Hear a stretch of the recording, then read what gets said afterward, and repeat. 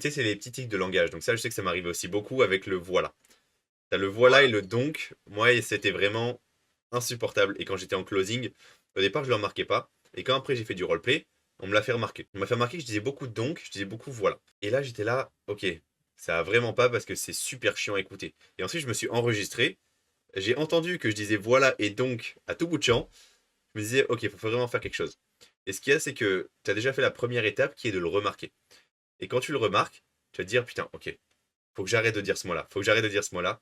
Et faut vraiment que tu penses à ce que tu vas dire par la suite. Et à chaque fois que tu sens que tu vas dire voilà, tu te bloques, tu te dis, ok, silence.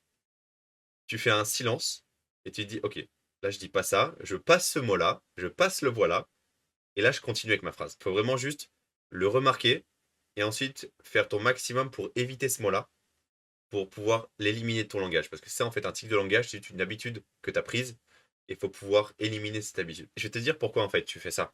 Ce qu'il y a, c'est que là, tu mets ces mots pour un peu combler le silence. Vu que tu es stressé encore un petit peu, enfin, ou du moins un stress minime quand tu es en appel de vente, et tu te dis, ok, s'il y a un silence, ça va être bizarre tout ça. Faut juste que tu sois confortable avec le silence. Parce que là, juste, tu veux combler le silence en rajoutant, bon bah voilà. Alors que si jamais tu es confortable avec le silence, tu vas finir ta phrase, tu vas regarder le mec dans les yeux. Et tu vas attendre à ce qu'il te dise quelque chose.